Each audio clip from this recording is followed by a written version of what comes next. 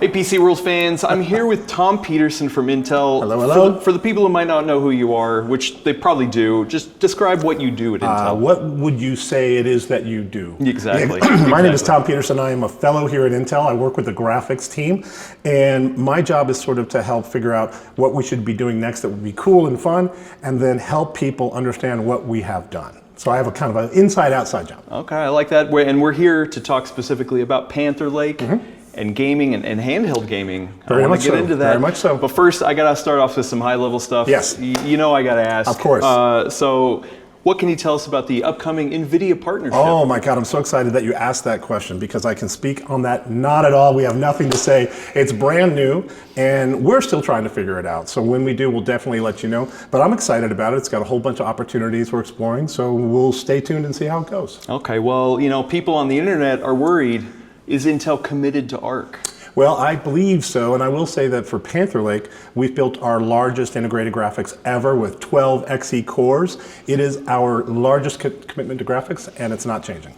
Yeah, I mean, and that's the big news that we're talking about here today. Panther Lake, there's two configurations that you're talking about, one with 4 Xe3 cores, one with 12 Xe3 cores. I want to get into the, you know, where you think these things slot in a little bit, but the naming, we got to talk about the naming just to make sure it's all clear. clear. It's clear as so mud. Panther Lake is built on Xe3 architecture, yes, it is. But it's called a B series part. Yes. Can you explain that, please? Well, the way to think about it is Xe3 is our next generation architecture. We launched it here at ITT, and we're using it in Panther Lake. So there's no question about the architecture in Panther Lake. It's Xe3. Now the naming within our SoCs is a little bit of a complex question. So we've decided to keep the B series name for Panther Lake, just to kind of leverage all the good work we did with Battlemage. People know about the B series, they know about B580, they know about all of our naming. So we're not really ready to move that to C because we don't think it's the right time, basically. So when we move to our next architecture, which we also teased a little bit,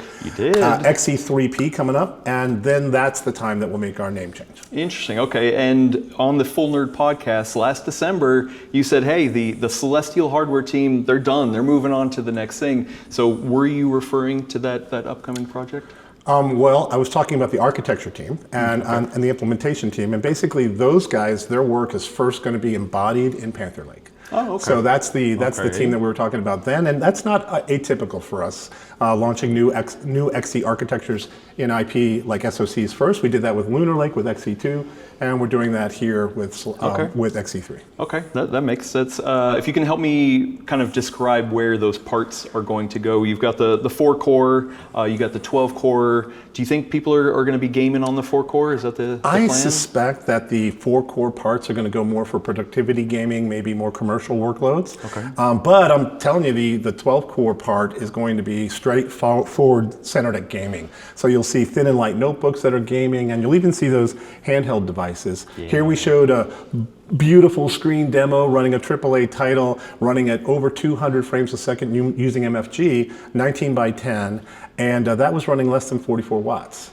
So if you think about that, you're getting, desktop class performance with kind of very low power execution. Okay, and I'm missing the slot in the middle where there's 8 cores. The previous generation Lunar Lake and Arrow Lake had 8 cores. That's jumping from 4 to 12. That's a big jump. It is a big jump, and it's more about kind of thinking more accurately about the market. There's a market for gaming, and that you want to have like a bigger core configuration. There's a market for productivity where you're looking for maybe a more cost-effective solution. It's hard to find exactly that market in the middle. Okay, well let's talk about gaming because you showed off some interesting stuff. The precompiled shaders. Yeah, thing. that's cool. So I mean that is something a lot of people gotten used to on the Steam Deck. For Valve precompiles it for that platform, gives it to you. How is it going to work with Intel though? Because you're giving it through the driver. The software package. Yeah, it's the software package. So the way to think about it is there's a cloud service that's always updating compiled shaders. When games patch or when we do a driver update, we're going to recompile shaders. And there's going to be a bunch of games that are supported primarily starting with Steam. So looking at the popular games on Steam. And then the idea is that we'll have it downloaded before you need it, or we'll download it on demand when our IGS software detects a launch of a game. So when a game launches, we're going to say, hey, game's launching, do we have this cached? Is our cache up to date? If not, we'll go up and get it, and occasionally we'll download it automatically. Okay, and is this just for Panther Lake? It's starting with Panther Lake, yes, and we're looking at expanding over time. But right now, I think I misspoke yesterday. I said it's everybody, but it's actually going to be starting with Panther Lake going forward. Okay, and can you maybe roughly give us how many games you're going to support out of the beginning? You know, I think the team's still kind of figuring it out. It's an infrastructure kind of question. We're going to start with a select view of games. I don't think we have the exact count quite yet. Okay, and what happens if somebody's not connected to the internet or something? Then you'll use your cache copy. So just whatever is in the shader cache, you're going to use that, and it's the best we can do. Okay, well, something that was very exciting for me as a handheld person, I mean, you talked a lot about it on stage, way more than I expected.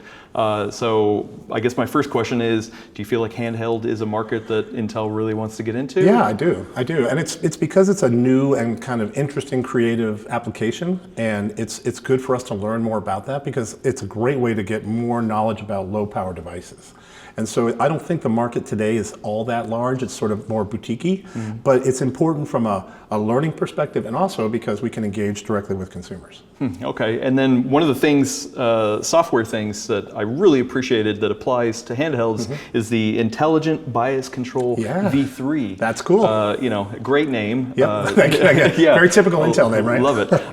And the idea is that you're routing power to where it's needed. So on a lot of handheld devices, one of the problems is that Windows schedules a lot of power to the CPU and the GPU is starved. So this is a way to help with that? It is a way to help with it, and effectively we're giving strong hints to Windows about how to schedule E-cores and P-cores and CPU, GPU power balancing.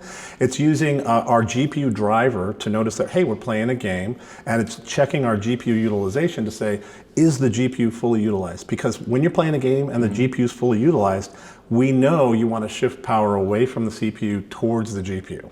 Because if we shift that power away from the CPU, the worst thing that's going to happen is we're going to get less work on the GPU, and the GPU is going to become less busy, so we'll shift energy back. Right, so it's meant to be kind of an iterative thing. There's something called a PID controller, which is kind of the algorithm that does this balancing. But at the end of the day, it's pretty cool. We're tending to prefer E-cores now when you're gaming because the power profile of E-cores is more appropriate when you really want all of your power on the GPU. Interesting. Okay, and you said this was a driver thing, so this isn't related to Thread Director, which it is. Oh, all connected. Oh, it's all connected. But the layer on top is the driver, and the GPU driver is the one that knows about GPU utilization and the fact that a game is playing. That gives hints down into that whole power management infrastructure, which we talked about with Thread Director. And Thread Director, excuse me, gives hints to Microsoft about how to schedule cores. Well, I'm excited to try that out. Yeah, it's pretty cool. Is that just a Panther Lake thing? No, we've actually made most of that technology available on Arrow Lake and Lunar Lake, and it's going to become enhanced on Panther Lake. Wow. Yeah. Okay. All right. I'm excited to try that out. Yeah. I'm excited to try that out.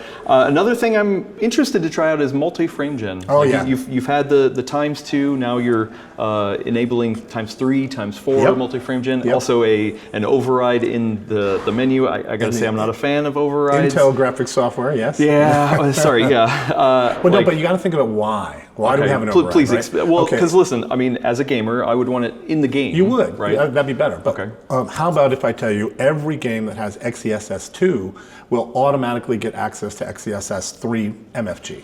Right, that's pretty cool. Right, so now those games that have all been already done that don't have the menu for XeSS3, we got to tell them somehow how many frames you want to generate, and that will all just work out of the box when Panther Lake launches. Okay. So there's a reason. There's a reason. So and then there was also another control underneath it too. Oh yeah, there is. That's cool. Can you talk about that a little bit? Yeah, in our Intel graphics software, we added a kind of a slider to allow you to change the balance of memory allocation between system and graphics. Yeah, that's so this super is really big for AI, but it's also important for gaming. And you can see sort of 15-20% frame rate improvements if you have a large memory on your notebook or on your desktop, and you shift this slider, you're going to get better gaming performance. Is that something that requires a reboot of the system? I once you shifted think not, but I'm not certain. I'll have to check it. Okay. Yeah. And one of the things you said in our briefing yesterday was that you feel like multi-frame gen is best used like in the range of like 25 to 35 FPS kind of range. Yeah. Like that seems to go against the common knowledge right now. Yeah. Can you Can you talk about that a little bit? Yeah, the way I think about it is this preference is dependent heavily on your game. Of course. Right? So if you're playing a first-person Twitch game, I'm not probably going to be using MFG anyway. So it's really a question of if you're playing kind of more of a casual game or like a world game or a builder game, then you can be running and turn on all the ray tracing, turn on all the eye candy, because MFG is great when you have very expensive frames, because it takes a lot of energy to generate that ray traced image. It takes a lot of energy to do photorealistic graphics. So why don't we just do it once and then generate additional frames after that? And that looks really good with games like Civ or any kind of like my personal favorites that are more like the builders. It's fantastic. And even like RPGs, it's great for that. And that is where your frame rate wants to be, somewhere between 30 and 40, and it ends up looking very good at higher frame rates. Okay, and the reason why people have kind of this negative stigma for frame gen in general is input latency. Absolutely. I know you talked a lot about that. If you can kind of explain some of the stuff you've got a great point there. It's an issue, right? As you do MFG or even frame gen, you're adding an additional latency to the input.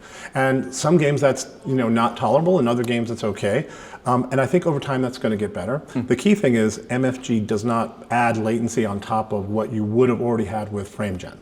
So if you're doing frame gen, MFG doesn't really add a lot of latency on top of that. The other way I think about it is latency is more related to your core render rate. So if your render rate's going up, you can actually shrink latency a little bit. But at the end of the day, we need new technology here. We need new technology to reduce latency, and we've got some great ideas in that space. But nothing to talk about right Nothing to talk about right now. Okay, interesting. AI, baby, it's going to be big someday. Oh, AI, great. AI. Yeah, well, okay. That's my answer for everything. There we go. Yeah. That is the other thing. The Panther Lake. Sorry, I keep wanting to say Lunar Lake. Yeah, Panther Lake has a new NPU in it. I know you're dealing with AI. I want to touch on a little bit, because how are ways that games can start leveraging the power of the NPU? It's been talked about. It is. It's a little bit of a tough nut right now because the NPU is pretty much booked for other activities right now. It's mostly about Copilot Plus and other kind of maybe some media processing targeting the NPU. So I don't think it's quite got the infrastructure of scheduling across multiple users that it really will need before you can think about the NPU as a general purpose resource that's available to games. Now we have done some work on this just to try it out and say, hey, maybe we can put some XeSS down on the NPU because it's got a matrix block, right? And that's what XeSS is. But the problem there is, again, it's got to be available. It's got to be not already taken because you can't have the effect not work in the game. So it's much easier to rely on a dedicated GPU for games today because you need one, right? You need a GPU for games. And that resource is available on all Intel platforms. Okay. And then I guess my last question is, when is Panther Lake coming out? When can we see more? Nick, have we said anything on when Panther Lake's coming out? Early next year. Oh, early next year. Early next year, okay. Yeah. So, we said production this year. So that's why we're here for the tour, to see 18A, all that kind of stuff. Did you go on the fab? No, that's tomorrow. Oh, okay. That's tomorrow. All right. Well, I heard it's pretty interesting. Yeah. I heard you're going to go too. I'm going to be the tour guide. Oh, good, great. I can't wait. Not at all. And I guess, one final question. One final question before we get out of here. The handheld space, which is near and dear to my heart. I'm sorry, I keep talking about this. You're talking about the small handhelds. Yes, the PC gaming handhelds. AMD kind of owns that with the Z line of processors. They kind of tailor-made that line just for handhelds. Yeah. Do you think Intel would be willing to kind of do the same kind of thing? Say, hey, you know what? This is a line of Panther Lake that's targeted just for handhelds. I would never say never. Say never, but I think we're going to start with building a better product. And if we build a better product that fits in that segment, we'll just we'll do okay. Okay. I feel like that's the real answer to success. To win, you have to build the best stuff. And I got to tell you, Panther Lake with 12 Xe cores, it's going to be pretty hard to beat. Can you tell me numbers? Just how many FPS? That many. How many watts? Yeah, all of that stuff. It's big. It's big. Well, watts are small. Oh, okay. FPS is big. Okay, you heard it here first. Thank you, Tom, for chatting with me. I appreciate it. Come on the podcast soon, and we'll talk more about it. So absolutely. Thanks, and we got some more coverage coming up of Panther Lake. Come check out this video right here.